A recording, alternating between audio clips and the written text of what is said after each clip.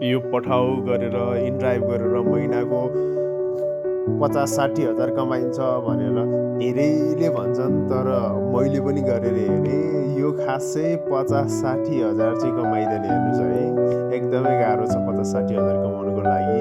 दिनभरि राइड गरेर जम्मा 1500-1600, बढीमा 2000 हुन्छ। कमिसनतिर पेट्रोल हाल, अब बाइकको टुरफुटलाई खर्च गर, अब हरेक कुरा खर्च गर्दाखेरि गोजीमा जोगिने भनेको त्यही 500 देखि 800 रुपियाँ हो। हेर्नुहोस् है, बिहानदेखिबाट गरेर अब धुलो खाऊ, मैलो खाऊ, भनेको बेला पानी खान पाइँदैन, भनेको बेला टोइलेट गर्न जान पाइँदैन। सबैभन्दा ठुलो समस्या भनेको टोइलेट गर्नलाई पिसाब लागिरहेको हुन्छ, च्यापिरहेको हुन्छ, कहाँ गएर फेरौँ जस्तो हुन्छ।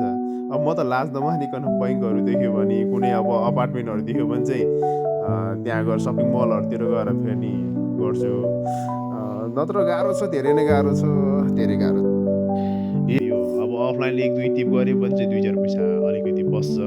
नत्र भने पेट्रोल हाल्यो, खाजा खायो, अनि यो कमिसन तिर्दै हैरान हुन्छ। यो पठाउले पनि 20%, 22% लिनु चाहिँ अति नै भएको हो कि जस्तो पनि लाग्छ कहिलेकाहीँ है।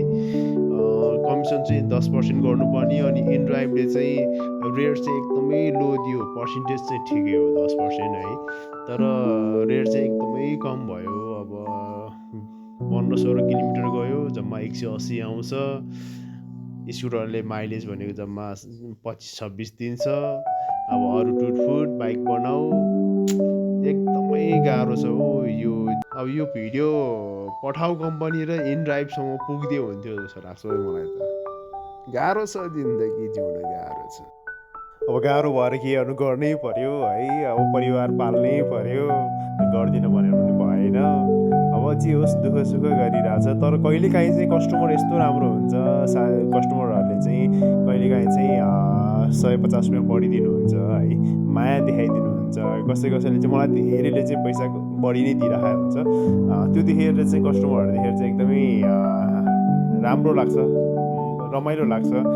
यो पठाउ गर्नुको एउटा सबभन्दा फाइदा के छ भन्दाखेरि चाहिँ नयाँ साथीहरू बन्छ भन्दा नि जस कुराकानी हुन्छ होइन, त्यो चाहिँ रमाइलो लाग्छ। कति साथीहरू, कति पेसेन्जरहरूले चाहिँ हामीलाई अब जुस खुवाउनुहुन्छ, खाजा खुवाउनुहुन्छ है, त्यस्तो पेसेन्जर पनि भेटेको छु।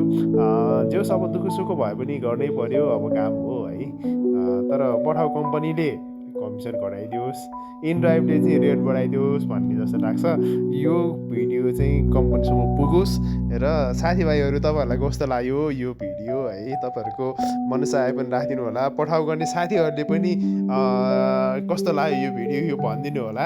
साथै पेसेन्जरहरूलाई पनि पठाउमा बस्दाखेरि कस्तो कस्तो समस्या आएको छ, कस्तो कस्तो राम्रो कुराहरू भएको छ, त्यो पनि भनिदिनु होला भन्दै बिदा हुन चाहन्छु। जय राष्ट्र।